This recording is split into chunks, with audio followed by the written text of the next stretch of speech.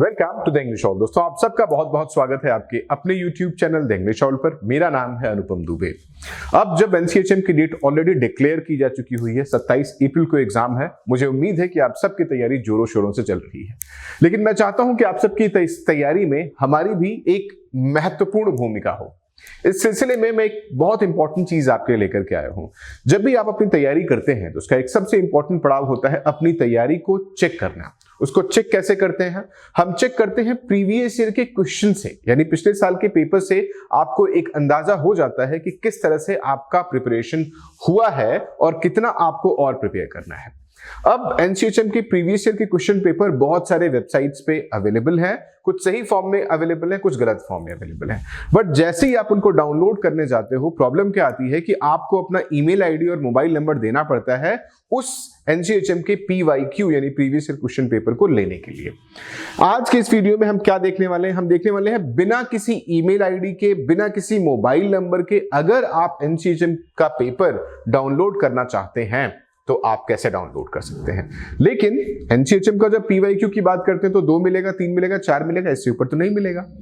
लेकिन आपको कम से कम 10 मॉक टेस्ट देने होंगे अगर आप अच्छी रैंक चाहते हो। उसके लिए आपको क्या करना होगा? हमारा एप्लीकेशन डाउनलोड करना होगा एसयूजी का, एंड्रॉयड पे अगर आप हैं तो, और वहां जाकर के आपको एनसीएचएम का जो 2025 का अपडेटेड कोर्स है, मॉक टेस्ट है, वहां ले। वहां कुछ फ्री मॉक टेस्ट भी अवेलेबल है, उसको ट्राई करें। कुछ पेड है, ट्राई करें, आपको अच्छा लगता है तो वहां से खरीद सकते हैं। अब चलिए पीवाईक्यू के ऊपर आ जाते हैं।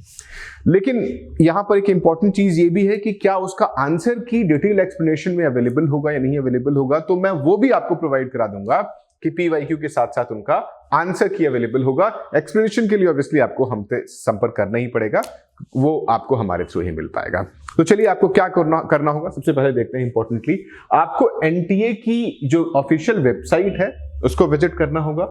यहां पर आप देख सकते हो, ये इनका ऑफिशियल पेज है, राष्ट्रीय परीक्षा agency and national testing agency. और जब आप डाउनलोड्स के ऑप्शन पर क्लिक करते हैं तो आपको ऐसा पेज खुल जाता है। ये आपसे ना तो आपको कोई ईमेल आईडी मांगता है और न ही आपसे कोई मोबाइल नंबर मांगता है, कोई वेरिफिकेशन नहीं है। आप क्या करेंगे? आप ईयर पर जाते हैं, 2024 पर क्लिक करेंगे। एग्जाम टाइप में यहां पर बहुत से एग्जाम टाइप आपको दिखाई देंगे। देखिए नीचे तक बहुत से अलग अलग एग्जाम टाइप आपको दिखाई देंगे। बट हाँ, हर एक पेपर अवेलेबल है, वो कोई जरूरी नहीं होगा आपको, ये पेपर वेरी करेगा। तो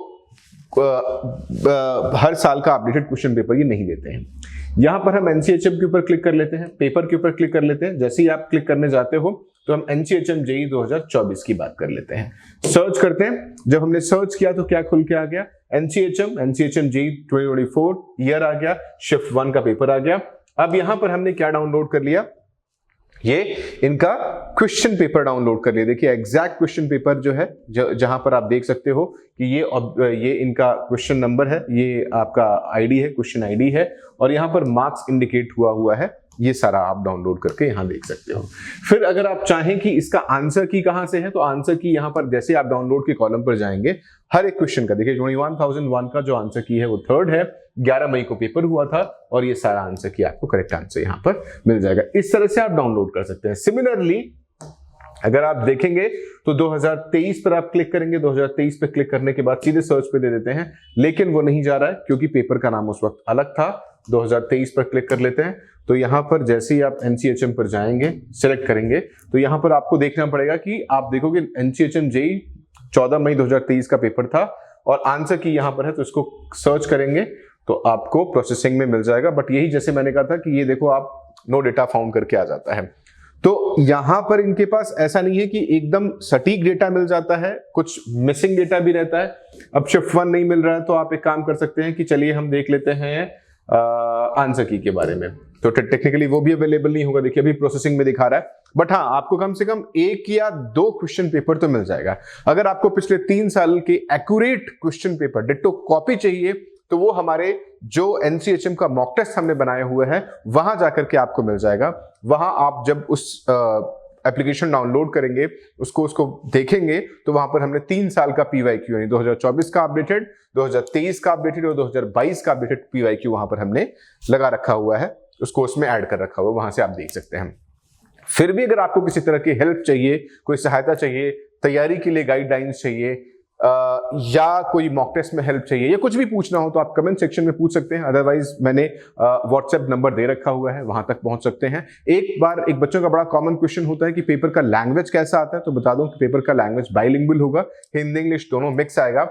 बट यहाँ इंपॉर्टेंट चीज ये है कि हम हॉस्पिटैलिटी के सेक्टर की बात कर रहे हैं जहां पर लैंग्वेज की इंपॉर्टेंट रोल होता है, इंपॉर्टेंट भूमिका होती है। और ये भी समझने की बात है कि हॉस्पिटैलिटी के सेक्टर में पर्सनैलिटी के साथ साथ इंग्लिश का भी बड़ा इंपॉर्टेंट रोल है। तो अगर आप हिंदी में अपीयर करना चाह रहे हैं तो ठीक है, बट आपको इंग्लिश अपनी अच्छी रखनी पड़ेगी क्योंकि वो इंडस्ट्री है जो इंग्लिश के बेस पर चलती है और आपके जो क्लाइंट होंगे वो अच्छे वेल रिप्यूटेड होंगे। तो हो सकता है कि वो ग्लोबल लैंग्वेज का इस्तेमाल करें जो कि इंग्लिश है। तो अगर फिर भी कोई डाउट है, कोई क्वेश्चन है, दिमाग में कुछ भी प्रश्न आ रहा है, तो इस जो हमारा व्हाट्सएप नंबर है उसके थ्रू आप पहुंच सकते हैं, वीडियो के कमेंट सेक्शन में कमेंट करके पूछ सकते हैं। तो इसी के साथ आज के वीडियो में इतना ही। कुछ भी डाउट हो तो प्लीज कमेंट जरूर करिएगा। Thank you so much.